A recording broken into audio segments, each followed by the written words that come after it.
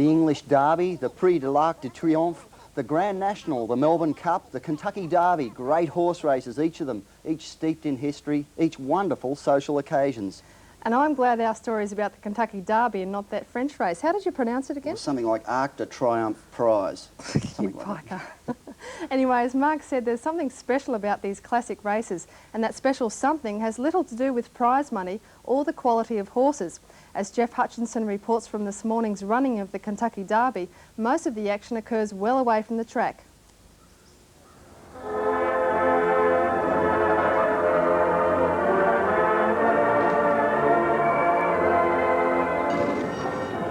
The American writer William Faulkner described it as the one Saturday afternoon of all Saturday afternoons. The day all of America went to the races, to Churchill Downs in Louisville, Kentucky, to the Kentucky Derby. Today the nation's punters will wager millions of dollars trying to choose which of the 15 starters has the breeding, the form and the character to win one of thoroughbred racing's most esteemed prizes. And as with every Kentucky Derby, not only is there the great tradition of mint juleps, celebration parties and southern bells, there is a wealth of great stories. Without doubt, two challengers have caught the attention of most. The favourite, Mr. Frisky, and the colt expected to be right on his tail, Summer Squall. Mr. Frisky enters the race carrying the hopes of the people of Puerto Rico, thousands of whom have come here to cheer him on. Unbeaten in 16 starts, 13 of which he won at home, no one really knows just how good he is.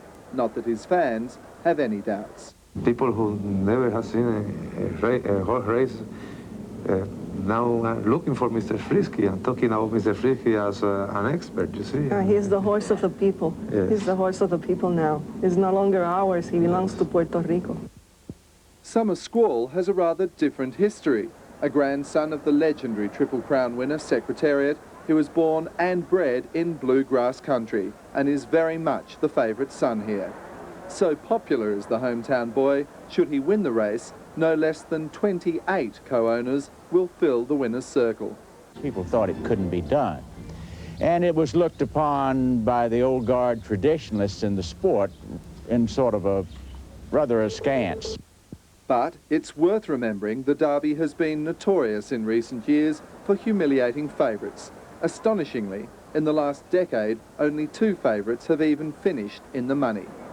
So there was plenty of money for the lesser lights, including Florida Derby winner Unbridled, and also a great deal of sentimental betting for this horse, Silver Ending, who was bought as an unwanted yearling for just $1,500 and has since won more than $600,000.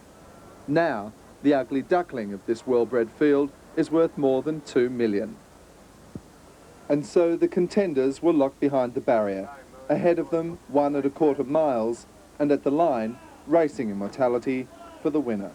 All in line, and they're off.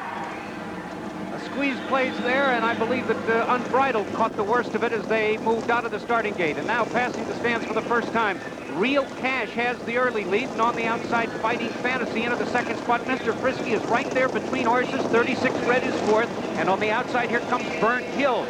The Summer Squall is 7th at this point, passing under the finish line the first time. Fighting Fantasy on the outside takes command. Along the inside, it's Real Cash into second, and Mr. Frisky is right there with the leaders. 3 of them across the track. Then 36 Red is fourth along the inside. Burnt Hills on the outside is 5th by 5. Summer Squall is 6th at this point. Dr. Bobby A is 7th. Then Land Rush with Cordero on the outside, 8th. Pendleton Ridge is 9th. Silver Ending is 10th and gaining on the outside. Unbridled is 11th. Pleasant Tap trapped in on the rail, racing 12th. 3.5 lengths farther back, Killer Diller is next. Then 5 to Video Ranger, and the trailer is Power Lunch, 15th and last, and about 25 lengths off the leaders.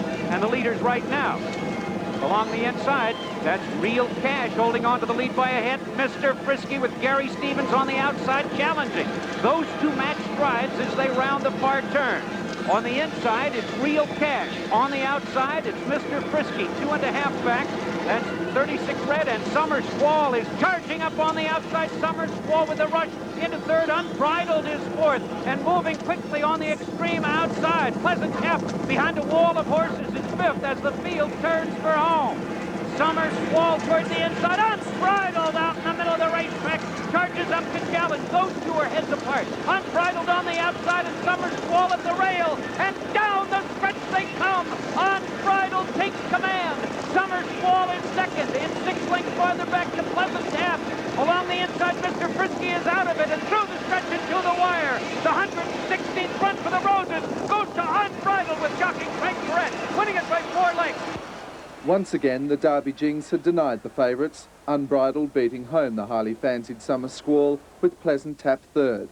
Silver Ending finished fifth, Mr. Frisky 8th.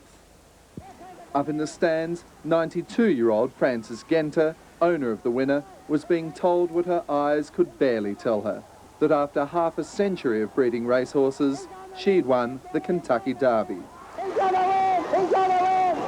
He's gonna win! He's gonna win! He's a winner! He's a winner! He's a winner! He's a winner! He's a winner! He's a winner! He's a winner! He's a winner! He's a winner! We won it! If Unbridled is saddled up for the remaining 2 legs of the Triple Crown, he could well be on his way to earning a $1 million bonus. For Frances Genter, the best may be yet to come. In the United States, this is Jeff Hutchison for Sports Sunday. And our own race caller Johnny Tapp, I believe, has turned down an offer to go to the States and call races over there. But after that call, I think they might need him. But coming up on Sports Sunday, an